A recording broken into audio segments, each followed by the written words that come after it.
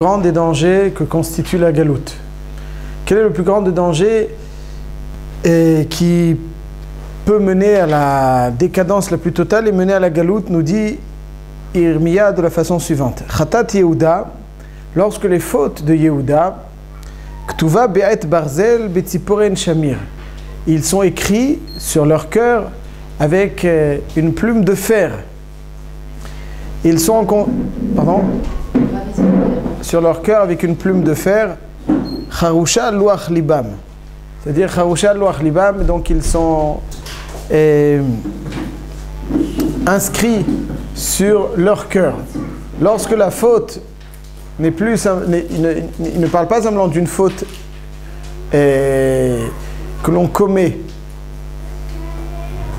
avec l'action, mais une faute qui est gravée dans les cœurs par une plume de fer. Donc, nous dit Irmia, le danger de la faute, là où elle menace l'homme d'une décadence totale, c'est pas simplement quand on commet la faute, parce qu'effectivement, il peut y avoir malheureusement des fois des chutes, mais quand la faute est inscrite sur nos cœurs avec une plume de fer, elle est gravée en nous. Lorsque la faute est gravée en nous, c'est là qu'elle constitue le plus grand des dangers pour l'homme et qui menace l'homme Israël d'exil. Alors nous allons essayer de voir qu'est-ce que ça signifie que la faute est gravée. C'est-à-dire quoi que la faute est gravée sur notre cœur, et c'est cela qui constitue le plus grand des dangers pour l'homme Israël. Deuxièmement, nous allons essayer de voir quel est le lien avec notre paracha. Pourquoi dans notre paracha on nous parle de cette haftara, paracha des brachot et l'inverse. Qu'est-ce que ça a à voir? Une faute gravée sur le cœur du Ham Israël, c'est elle qui constitue le plus grand des dangers. Pour comprendre cela, nous allons essayer encore, en introduction, de poser une ou deux questions sur les premiers versets de notre paracha. Ensuite, nous ferons un petit raisonnement qui nous permettra d'expliquer même notre haftara. Im bechukotai telechu vet mitzvotai tishmeru va'asitem otam. Tout le monde connaît donc ce premier pasouk.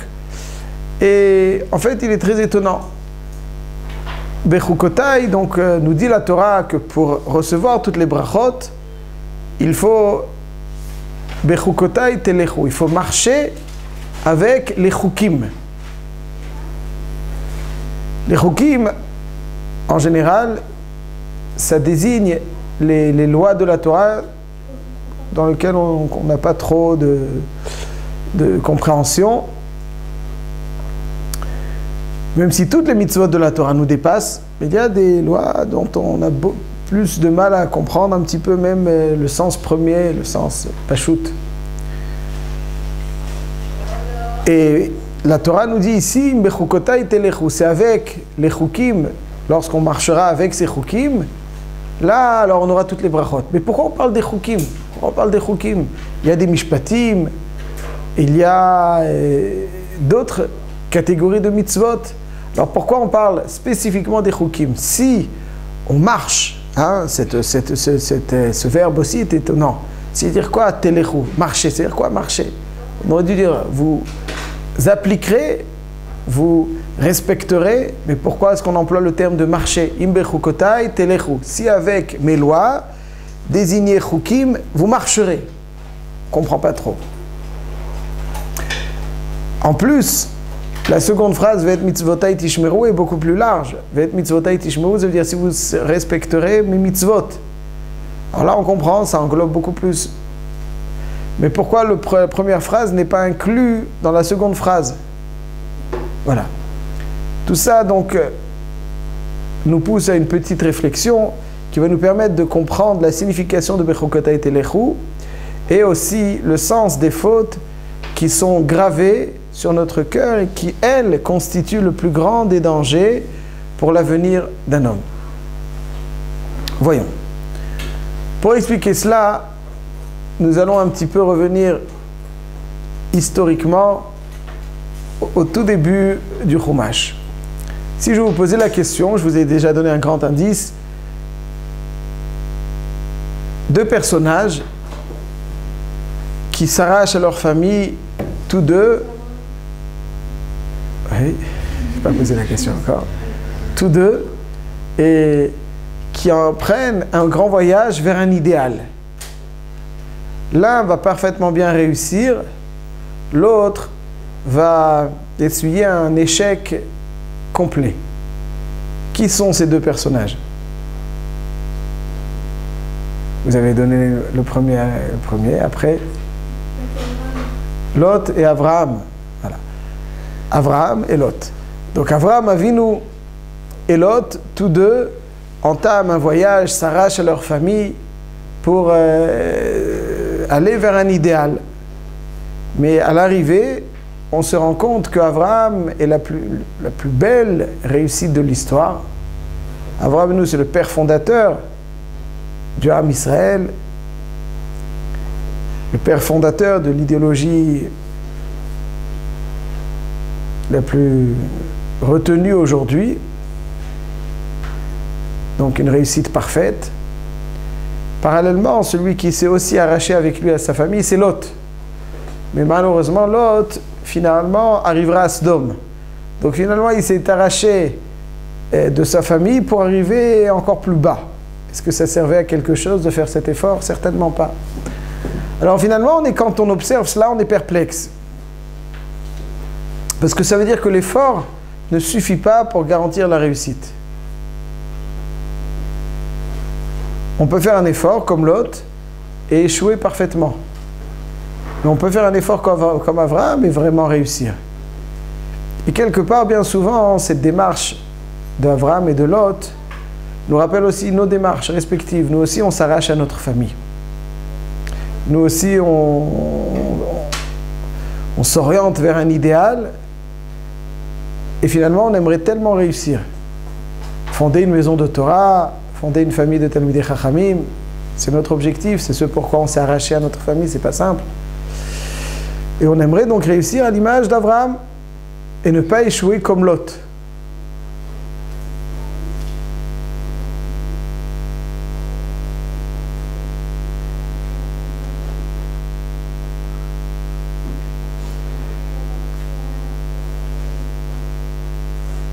Mais qu'est-ce qui va déterminer l'échec de Lot et la réussite d'Abraham Avinu?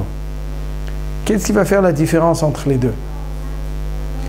Alors ça veut dire que quand on aura un petit peu mis le doigt sur ce qui a permis à Abraham de réussir parfaitement avec son effort, là on aura ciblé quelque chose qui doit être notre cible afin qu'on puisse réussir parfaitement. Quelle était donc la cible d'Abraham? Il y a deux autres personnages, d'ailleurs, à l'approche de la fête de Shavuot, je vous donne un nouvel indice, deux personnages qui se sont toutes les deux aussi arrachés à leur famille. L'une va parfaitement bien réussir, l'autre va échouer, comme vous le dites très bien, Ruth et Orpa. Ruth et Orpa sont deux sœurs provenant du palais de Moab, et Ruth, donc toutes les deux vont s'arracher à leur famille, à leur palais, et à l'arrivée, Ruth va être une réussite parfaite. C'est elle, donc, la mère fondatrice de la dynastie de David Amelech, du Mashiach. Et finalement, Orpa, ça va être l'ascendante de Goliath. Alors, donc, encore une fois, deux extrêmes, deux efforts, mais pour finalement arriver à deux extrêmes, pire que Moab, comme Lot. Il est arrivé pire que l'endroit duquel il s'est arraché pour se diriger vers son idéal. La même chose, Orpa arrive pire que l'endroit duquel elle s'est arrachée. Donc forcément, elle a fait un effort, vraisemblablement, mais ça n'a pas abouti. Alors Ruth aussi a fait un effort, mais elle, son effort a abouti. Alors qu'est-ce que ça veut dire? Pourquoi Ruth a parfaitement bien réussi et Orpa a échoué? Quel est donc ce sur quoi on peut mettre le doigt pour essayer d'imiter Ruth, Abraham et réussir à leur image? Où vous voyez ça? Si vous avez une réponse, je veux des preuves. Comment vous voyez ça? Où vous voyez? Quand Ruth elle a voulu sa belle-mère, elle avait une volonté. Ouais, et l'autre elle voulait moins. C'est la direction. C'est-à-dire, c'est quoi la direction? La volonté, c'était peut y aller, mais après, ça va pas. Pourquoi? Et l'autre, il n'a pas... L'autre... Peut-être qu'il savait pas, il avait beaucoup de volonté à la personne, mais au final, il n'avait pas les bonnes marshava. Pourquoi il n'avait pas les bonnes marshava? Pourquoi il a quitté sa famille avec Abraham? Non, au début, il n'a pas eu. Et voilà, donc finalement, il avait une bonne marshava et finalement, il n'a pas réussi. Les deux, ils avaient la même volonté, mais ça dépend des intérêts qu'ils voulaient, en fait. Vous voyez que l'autre, il n'avait pas les bons Non, intérêts. mais par exemple, dans Ruth et Orpa, Ruth, son intérêt, sa volonté, c'était de rester avec Naomi parce qu'elle voulait aller avancer dans la Torah, etc. Alors que Orpa, elle a vu que finalement, elle n'allait pas avoir tout ce qu'elle avait comme une fille de princesse. Donc Quoi? J'ai pas compris. Ruth, elle est partie vers... Quel intérêt ils avaient d'aller chez Naomi? Parce que Ruth, Elle était riche? Parce qu'elle voulait être... Au Non, dé- c'est ça. Elle- Parce qu'elle savait que c'était pour la Torah qu'elle est vraiment... Ah, et Orpa, pourquoi elle est Et venue? Orpa, elle n'est pas venue finalement parce qu'elle savait qu'elle allait rien avoir. Alors pourquoi elle est venue dans le premier temps? Quel était son intérêt? Non, c'est-à-dire peut-être que je peux compléter ce que vous dites. Elle voulait se marier avec Ouais, parce qu'elle voulait... un des enfants. Ok, bon, ok. Elle Elle ne se sentait pas capable. Ok. Alors qu'elle a fait le premier pas. Ça n'a pas duré. Ok, très bien. Ce que vous dites est très intéressant. On va essayer d'approfondir. Vous avez raison. Très bien. En réalité, la différence se trouve dans l'élément suivant qui est très très important. Bien souvent, on vit dans un environnement. Dans cet environnement, on développe des affinités, on développe des faibles pour certaines choses. Et finalement, on décide un jour de s'arracher pour aller vers un idéal. On veut grandir, on veut évoluer dans la Torah, dans la Kedusha. Mais des fois, il manque quelque chose. Qu'est-ce qu'il manque? On s'arrache à notre environnement, dans lequel on avait des faibles pour des choses plutôt douteuses, disons. Notre corps est ailleurs, est là où c'est idéal, mais notre cœur réside dans l'endroit qu'on a quitté. Ça veut dire quoi que notre cœur réside dans l'endroit qu'on a quitté? Ça veut dire que on continue à avoir les mêmes faibles que l'on avait avant. On continue à aimer ce qu'on a aimé auparavant. On fait, on agit conformément à notre idéal, mais il n'y a pas suffisamment d'adhésion de cœur au nouveau mode de vie que nous avons adopté. Notre cœur, finalement, reste en marge. On sait qu'il faut le faire, donc on le fait. On sait que c'est idéal, donc on le fait. Mais on ne cherche pas, finalement, à rattacher et ramener notre cœur vers cet idéal que l'on pratique.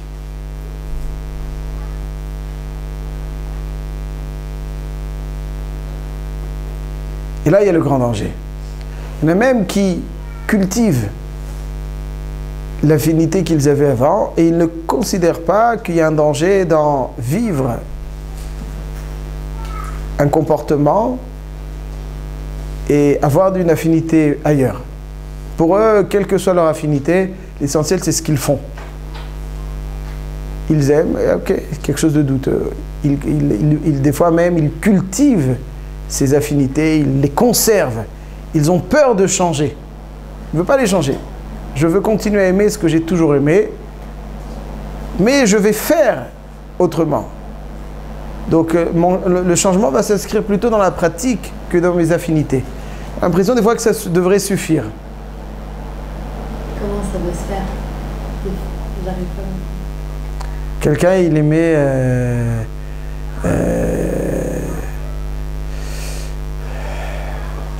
voir certaines choses. Ok? Maintenant, il sait que c'est pas bon, ça. C'est pas bon pour 1000 et une raisons. Il continue à aimer ça, mais il fait la tefila parce qu'il faut le faire. Il vit Shabbat. Il voit plus ces choses. Pardon? Il les voit Non, même s'il les voit plus. Non, il les voit plus. Mais il aime, il a toujours cette affinité. Bah, en le faisant, peut-être que quand on dit... D'accord, mais t'as shelo lishma balishma. Mais c'est pour ça que je dis, il faut, pour que le lishma arrive, il faut tendre vers lui. Il ne faut pas vivre avec cette contradiction intérieure entre la façon dont j'agis et d'une part et d'autre part ce que j'affectionne. Ça devient qui je suis. Pardon? Ça devient qui je suis. Ma personnalité, ce qui... Voilà. Ça veut dire que quelqu'un doit toujours, et là c'est possible, il y a un grand yesod dans la vie qu'il faut savoir, c'est qu'on peut apprendre à aimer. On a l'impression des fois à tort qu'on aimera toute notre vie ce que l'on a aimé, et finalement il n'y a pas de bouton sur lequel on pourrait appuyer pour changer nos affinités. C'est là l'une des plus grosses erreurs qu'un homme puisse faire. Un homme peut savourer, apprendre à savourer, chercher à aimer de nouvelles choses, de nouvelles valeurs, se délecter de choses duquel il ne se délectait pas quand il était dans un autre stade. Mais il faut être enclin à cela. Il faut être enclin à cela, ça veut dire qu'il faut avoir une tendance, il faut chercher à aimer, il faut chercher à savourer, chercher à se rattacher, chercher à se rapprocher, chercher à se connecter et à finalement, grâce à cela, savourer la chose. Mais si on garde une certaine distance de cœur par rapport à la chose, parce que l'on ne veut pas trop l'aimer, on a peur du changement, on préfère garder nos repères. Ce qu'un homme aime, c'est ses repères. Il préfère les conserver. Il ne veut pas véritablement les métamorphoser. Donc finalement, il vit comme un petit peu une double vie. Il agit et il aime. Quelque part, là où le Baal Shem Tov disait, là où la pensée d'un homme se trouve, c'est là où il se trouve réellement. C'est-à-dire si finalement on aime de certaines choses et puis c'est à ça qu'on pense, c'est avec ça qu'on se détend, alors finalement c'est là-bas qu'on est. Mais une personne qui agit sans... Enfin, si le cœur est dedans, c'est qu'il ne comprend pas ce qu'il fait. Sinon, il ne le fait pas. Il le fait parce qu'il faut le faire. Pour lui, le cœur est d'un seconde importance. Il fait ce qu'il faut faire. Point. Il fait ce qu'il faut faire. Et il nage, évidemment. Alors, voilà, là et tout, ça, il ne le fait pas toujours. Et ça, donc, c'est ça la Nekuda. La Nekuda, elle est que un homme, pour évoluer, est obligé d'avoir une adhésion de cœur. Il ne peut pas se contenter d'un comportement. Il est obligé d'avoir une adhésion de cœur. Alors c'est sûr qu'il faut faire les choses même si on ne les aime pas encore. C'est sûr. Je ne vais pas faire que ce que j'aime, c'est d'une évidence. Mais c'est en le faisant avec une volonté. Je suis enclin à apprécier. Je veux aimer, je veux trouver de nouvelles passions, de nouvelles saveurs que je ne connaissais pas. Je veux découvrir tout cela. Alors il y a une adhésion de cœur. Donc quand ça se fait dans ce sens, il y a une adhésion de cœur. Et là, lorsque le cœur a adhéré à quelque chose, l'homme va arriver très très haut. Mais si le cœur reste en marge de son comportement, on ne peut pas, dans la durée, aller à contre-cœur. C'est difficile. On ne peut pas, dans la durée, ramer à contre-courant. C'est difficile. Il faut chercher à aimer, chercher à trouver les côtés qui nous font plaisir, chercher à les adopter, chercher à les vivre. Un Shabbat, par exemple, il faut chercher à l'aimer, chercher à l'attendre. L'attendre. On languit le Shabbat. L'une des chansons que vous connaissez très certainement, Ka'er Sof Noam Shabbat. Vous connaissez Ka'er Sof Noam Shabbat? Bon, il va falloir que vous l'appreniez. Ka'er Sof Noam Shabbat, ça veut dire que Rabbi Aaron Mikarlin, c'était un des grands Admourim qui disait Ka'er Sof. Ça veut dire quoi le mot Ersof? Ersof, ça vient du terme Kesef, qui soufine, quelqu'un qui languit. Alors il dit que toute la semaine, il languit la douceur du Shabbat.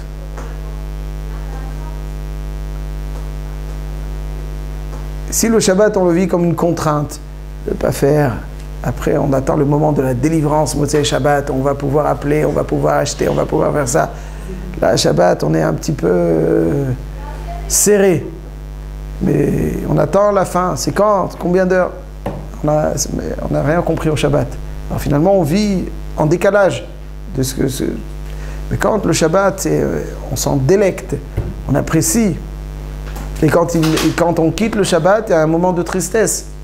Vous savez que c'est pour ça qu'on sent les Bessamim. Parce que finalement, il y a une Neshama Yetera qui quitte. Est-ce que quand Shabbat sort, et que le soir c'est Yom Tov, comme cette année, Shavuot, est-ce qu'on prend les Bessamim? Non. Non. Pourquoi? Ok, il y en a qui disent que la Neshama Yetera reste, c'est vrai. C'est Rashbam. Mais pour beaucoup, la Neshama Yetera ne reste pas. Et pourquoi on ne fait pas les Bessamim? Parce que Yom Tov, c'est comme les Bessamim. Nous permet de retrouver un petit peu le moral. Ça veut dire que quelqu'un il y a quelque chose à Shabbat qui est particulier, qui disparaît avec Shabbat, après la sortie de Shabbat. Donc c'est ça que quelqu'un est censé ressentir. Et donc il doit attendre le Shabbat. Par exemple, même quand on fait la tfila, on peut prendre la tfila comme un moment de contrainte, mais des fois la tfila ça doit nous permettre d'épancher notre cœur, de nous soulager. On s'est livré. On a parlé à Hachem en lui disant Ata. La deuxième personne, ça c'est donc l'intensité de la tfila. Donc tout cela, c'est des éléments qui doivent nous permettre de ne pas vivre une double vie. Ce que je fais et ce que je suis, ou ce que je ressens. Il faut adhérer aux valeurs que l'on s'est fixées. Et voilà donc ce qui est le plus déterminant dans la vie, pour aller loin. Avraham et Lot, tous deux se sont arrachés à leur famille. Mais quelque part, Avraham Avinu, on le voit, il a appris donc Avraham Ohavi. Avraham Avinu, c'est le symbole, celui qu'Akadosh Baruch Hu va appeler celui qu'il aime. Donc voilà, Hachem dit Avraham Ohavi. Donc il n'y a pas de doute là-dessus. Lot, par contre, on ne sait pas trop ce qu'il avait dans son cœur. Mais ce qu'on remarque, c'est qu'à partir du moment où il va Sodome, donc Avraham lui dit donc où tu choisis le côté que tu souhaites, et finalement il voit Sodome, il voit une plaine de verdure, mais des gens bizarres, douteux, mais il y a de la verdure là-bas, il va pouvoir s'enrichir. Ça veut dire qu'en fait, c'est pas possible. Comment tu peux accepter de côtoyer des gens aussi vides, aussi ratés, parce qu'il y a de l'argent là-bas? C'est pas possible. Ça veut dire qu'il aime tellement l'argent qu'il est prêt à côtoyer des gens bizarres. Donc finalement, il n'a jamais véritablement changé profondément. Donc il a quitté Avraham Avinu, a quitté sa famille avec Avraham Avinu, mais il n'a pas changé. Il n'a pas changé son intériorité, il n'a pas trouvé de nouvelles affinités. Et lorsqu'on ne trouve pas de nouvelles affinités, il y a un moment où des fois, le ressort qu'on a appuyé, il décolle et il va encore plus haut que ce qu'il n'était. C'est pour ça qu'il arrive plus bas à Sodome que la famille qu'il a quittée. Il s'est fait violence. Alors, il faut se faire violence, comme je l'ai dit. On ne peut pas dire que ça passe par là, mais faire violence avec une forme de tendance pour aimer. Ce n'est pas une violence, j'aime pas et je fais. Je veux apprendre à aimer. Il faut apprivoiser son cœur. Il faut apprivoiser la chose. Il faut que le cœur apprivoise les choses. Pas je fais, mais j'aime pas, mais je fais. Parce que je veux aimer, oui. Mais si non, je décide, j'aime pas, mais je le fais quand même, c'est pas bon. Il faut faire, mais c'est pas bon. Pour s'inscrire dans la durée, il ne faut pas réagir comme ça. La même chose pour Ruth et Orpa. Ruth, quand il y avait un moment de difficulté, et en général, c'est là le moment qui va démontrer l'intériorité de la personne. Elle dit à Naomi, Basher telchi elech, Amech, Ami, Elokaïch, Elokai. C'est-à-dire qu'elle va, il n'y a plus rien. Qu'est-ce qu'elle va chercher avec Naomi? Ni argent, ni mari, ni rien. Mais elle aime la Torah. Donc elle est prête pour la Torah à quitter le palais. Par contre, Orpa, quand c'était plus difficile, elle est quelque part repropulsée vers des zones qu'elle n'a jamais véritablement quittées. Et en quittant, donc, vu qu'elle s'est fait trop violence, vraisemblablement, des fois, quand c'est mal vécu, alors ça nous propulse encore plus bas. C'est pour ça que, selon les Midrashim, Orpa, quand elle a quitté Naomi, c'était dramatique. Et là est tout le défi d'une personne. Tout le défi d'une personne, c'est véritablement savoir vivre, aimer ce qu'il fait, chercher à aimer, et de plus en plus aimer ce qu'il fait. C'est le vrai défi. C'est ça qui lui permet d'arriver loin. C'est ça qui lui permet de progresser solidement, durablement. Voilà. Ça c'est Avraham et Lot, Ruth et Orpa. Maintenant, qu'est-ce que ça nous dit tout ça pour notre Haftarah?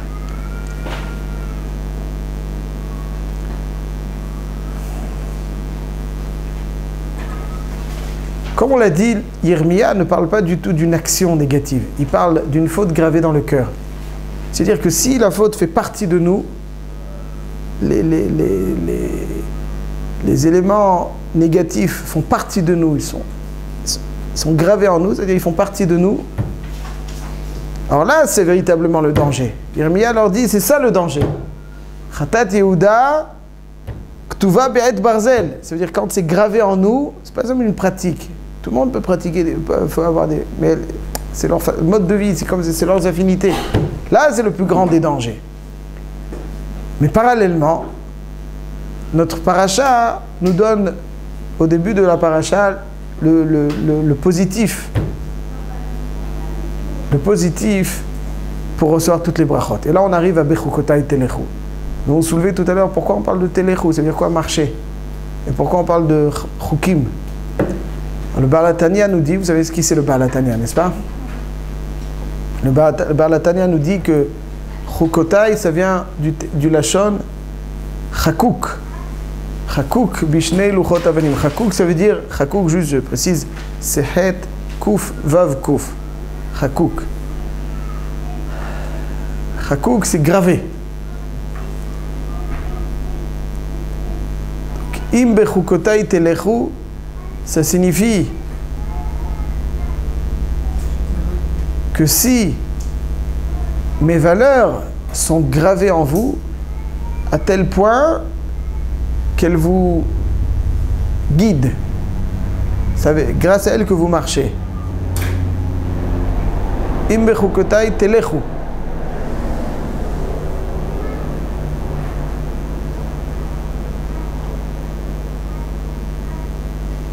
C'est grâce aux valeurs de la Torah gravées en nous que on est guidé. Le Midrash d'ailleurs dit sur ce passouk, qui dit que David Amelech, quand il s'exprime dans Teilim, il dit Chishavti drachai ve'ashiva ragli eledotecha. C'est-à-dire que David Amelech dit Chishavti drachai.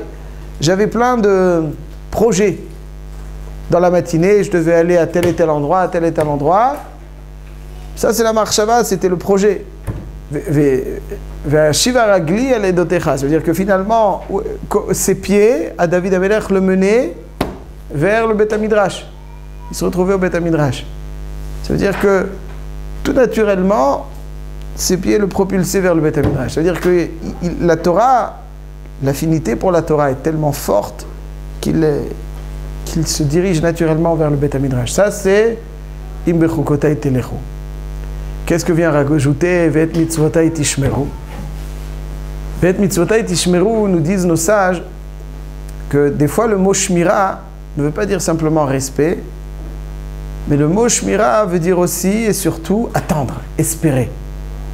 Quand Yosef raconte à Yaakov Avinu ses rêves, marqué Ve'aviv shamar et adavar. C'est-à-dire quoi Ve'aviv shamar et adavar? Yaakov Avinu attendait, espérait que ça se réalise. Ve'aviv shamar et adavar. Donc il y a une façon de vivre la Torah où on attend la possibilité d'accomplir des mitzvot.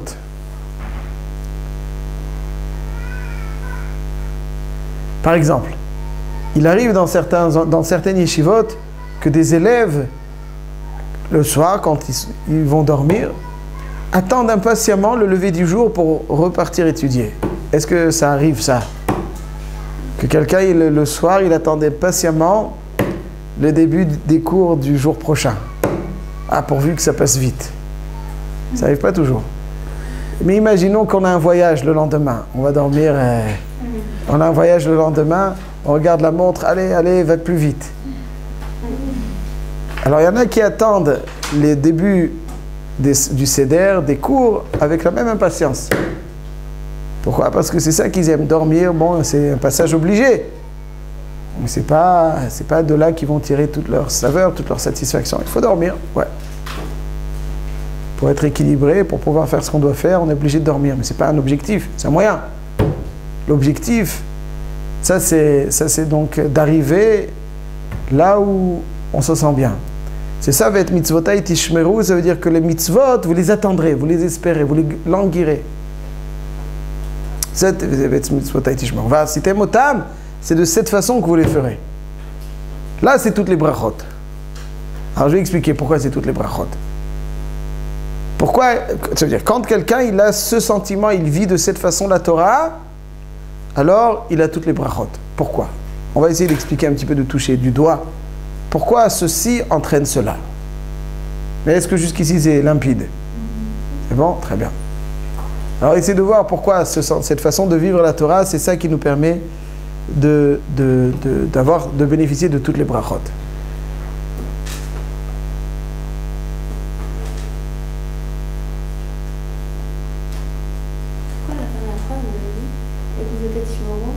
Va'asitem otam. Alors, benatati gishmechem be'itam, etc. Pourquoi c'est brachot? Alors voilà. La question est pourquoi c'est cette façon de vivre la Torah qui nous permet de bénéficier de toutes les brachot. Pas seulement de réussir, mais d'obtenir toutes les brachot. Alors voilà. Il y a une question très célèbre dans cette paracha qui est la suivante. Il y a une règle qui nous dit Schar mitzvah behai alma leka. Ça veut dire que la récompense des mitzvot n'est pas donnée ici-bas. Il y a pas de... Ça veut dire que la récompense des mitzvot, elle est là au lamaba. Il n'y a pas de récompense des mitzvot pour un tzaddik. Il n'y a pas de récompense des mitzvot ici-bas. Alors comment la Torah peut-elle nous dire que si vous avez bechukotai telechu vet mitzvotai tishmeru va'asitem otam, alors vous aurez toutes les brachot? De quelle bracha? Qu'est-ce que ça veut dire quoi? Arrête la schar mitzvah bayal maleka. Il n'y a pas de... Le sachar des mitzvot n'existe pas ici-bas.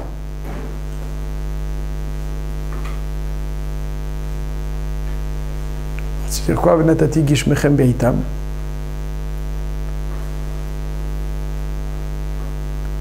Le Rambam dit la chose suivante. Le Rambam dit effectivement, il n'y a pas la récompense des mitzvot dans ce monde-là. C'est vrai.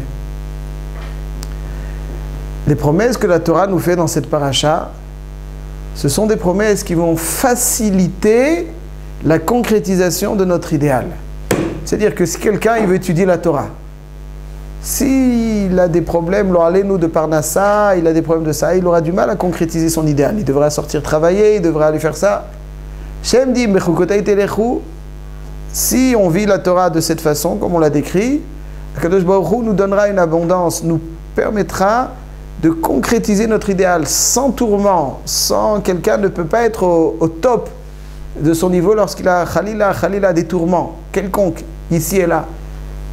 Lorsqu'il a une tranquillité matérielle, alors il peut être concentré sur son idéal spirituel. S'il a des tourments au niveau matériel, il a du mal, ça le tire vers le bas, il n'a pas la capacité de s'investir correctement dans le spirituel. Le Rambam nous dit, si on vit comme on l'a décrit, tout de suite on va expliquer pourquoi seulement dans ce cas-là. Alors sachez, nous dit Hachem, que je vous donnerai pas la récompense. La récompense, elle est soigneusement gardée. Mais je vous créerai le contexte le plus idéal pour que vous puissiez concrétiser cet idéal sans tourment aucun. Quand quelqu'un s'investit dans la Torah, Hachem lui facilite les choses. Il lui ouvre les portes. Vous ne savez pas comment on allait s'arranger, comment on allait faire, comment on va faire ça, comment on va faire ci. Si Béhémet, tu t'investis, Akadosh Baruch Hu, de façon sublime, il t'ouvre les portes. Tout celui qui vit un petit peu dans la Torah, il sent ça. De façon très très très forte. Quelqu'un qui s'investit, Akadosh Baruch Hu lui ouvre toutes les portes. Des fois il se dit, comment je vais faire ci, comment je vais faire ça, t'en fais pas. Vas-y et tu vas voir comment tu vas réussir. Im bechukotai telechu venatati gishmechem beitam. Alors d'après le Rambam, quand la Torah nous promet tout cela, elle nous promet de faciliter notre investissement, de nous débarrasser de tout tourment qui pourrait nous freiner. Alors maintenant, on va expliquer pourquoi ce résultat est le fruit de Bechukotai Telechu, d'avoir donc gravé les valeurs de la Torah en nous, ce qui est le contraire donc de ce qui est décrit dans l'Haftara. Pourquoi l'un résulte de l'autre? La réponse est la suivante.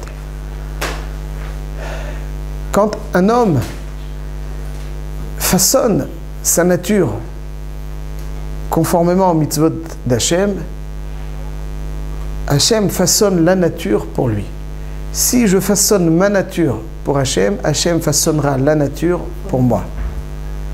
Lorsque je façonne ma nature conformément aux valeurs de la Torah, Hachem façonne la nature pour me faciliter une vie conforme à l'idéal que je me suis fixé de Torah. Comme c'est marqué dans le Teilim, Hashem Tzilcha. Ça veut dire quoi Hashem Tzilcha? Hashem Tzilcha, ça veut dire Hashem est ton ombre. Ça veut dire quoi est ton ombre? Alors le sens premier, c'est Hashem, il ne te quitte pas comme ton ombre ne te quitte pas. Ça, c'est Hashem Tzilcha.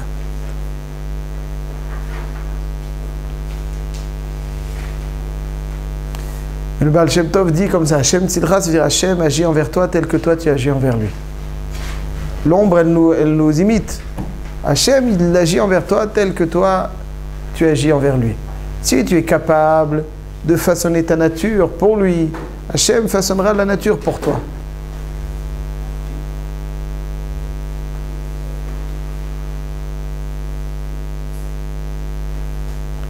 On le voit d'ailleurs cette idée aussi dans une Gemara. Il y a une Gemara qui dit dans le traité Ta'anit qu'un jour il y avait une période de sécheresse et Rabbi Eliezer a fait 24 filotes, c'était 24 brachot, c'est 24 brachot qu'on doit faire donc en période de sécheresse et il n'y avait toujours pas de pluie. Rabbi Akiva est monté, a dit quelques phrases et la pluie s'est mise à tomber. Il dit la Gemara, c'est pas parce que Rabbi Akiva était plus grand que Rabbi Eliezer. Mais l'un a forcé ses traits de caractère, l'autre non. Alors, tous les Mefarshim me demandent ça veut dire quoi? Si l'un il a forcé les traits de caractère et l'autre non, alors forcément c'est qu'il est plus grand. Le pshat est, Rabbi Akiva, lui il a commencé très tard. Il n'avait pas des facilités autant que Rabbi Eliezer ben Urkenus. Il n'a pas grandi dans une famille, ni il a été... à 40 ans il ne connaissait rien. Donc il a forcé sa nature de façon très... Donc plus quelqu'un façonne sa nature, fait des efforts, donc il a parallèlement le srout qu'Hachem façonne la nature pour lui. Ça c'est Hashem Tzilcha. Voilà donc c'est pour la raison pour laquelle dans la Torah, Im bechukotai telechu, ça veut dire vous façonnerez votre nature conformément, alors Akadosh Baruch Hu façonnera la nature pour vous. Ça dépend de nous. Si quelqu'un il attend que la nature soit idéale, alors il peut attendre jusqu'à demain. Mais si lui-même il façonne quelque part, donc Hachem lui offrira, la nature se façonnera pour lui de telle façon à ce qui lui permettra de concrétiser cet idéal. Ça c'est donc voilà donc les deux extrêmes de notre paracha et l'une des interprétations que l'on peut donner pour laquelle notre Haftara commence par Chatot Yehuda Ktuva Be'ed Barzel Tziporet Shamir. C'est-à-dire que ce qui est le plus dangereux pour la décadence, c'est quand la faute fait partie. Pas des fois quelqu'un arrive, ok, mais quand la faute fait partie de l'homme, c'est comme ça qu'il vit, c'est ça. C'est dangereux. C'est ça le plus grand des dangers. Parce que, au contraire, lorsque c'est chakouk, lorsque c'est gravé en nous, les valeurs, là, on a des affinités, elles font partie de nous. Alors là on s'inscrit dans un idéal merveilleux. Ça, c'est donc les deux extrémités. Dernier élément pour terminer ce sujet. Le Sfat Emet nous fait remarquer que toutes les paroles de la Torah, sans exception, sont tous la description de la volonté d'Hachem, de l'attente d'Hachem, du Ham Israël. Toutes les paroles, toutes les lettres de la Torah sont là pour exprimer l'attente d'Hachem de la part du Ham Israël. Torah, ça vient de quel mot? Torah, Milashon Hora'a, c'est-à-dire que ça oriente, ça décrit. Qu'est-ce qu'Hachem attend de nous? Et là, donc, on est face à une petite difficulté. Quand Hachem nous dit, voilà, si vous bechukotai telechu, sachez que je donnerai natati gishmechem be'itam, etc. Je donnerai donc les... Ça, c'est pas l'expression, a priori, de l'attente d'Hachem de nous. C'est une récompense pour nous encourager. Alors, en quoi ça exprime en réalité l'attente d'Hachem envers nous? Alors, vous voyez l'étonnement? La réponse est la suivante. C'est que Hachem veut nous donner des cadeaux. Il veut nous donner des cadeaux. Hachem, comme un enfant, imaginons votre enfant, Bezrat Hachem, vous verrez quand vous lui offrez une glace. Qui est-ce qui kiffe plus la glace? Lui ou vous, quand vous le voyez manger la glace? Voilà. Quand on aime, alors ceux à qui on offre, on le voit se délecter, c'est notre plus grand plaisir. N'est-ce pas? Donc, quand Hachem nous voit nous délecter de ce qu'il nous offre, c'est son plus grand achatrouach. C'est une grande achatrouach de ça. Tout le temps. D'accord? Ok, très bien. Mais quand il nous permet de nous offrir encore plus et encore plus, quand vous voyez votre enfant heureux, vous êtes heureuse.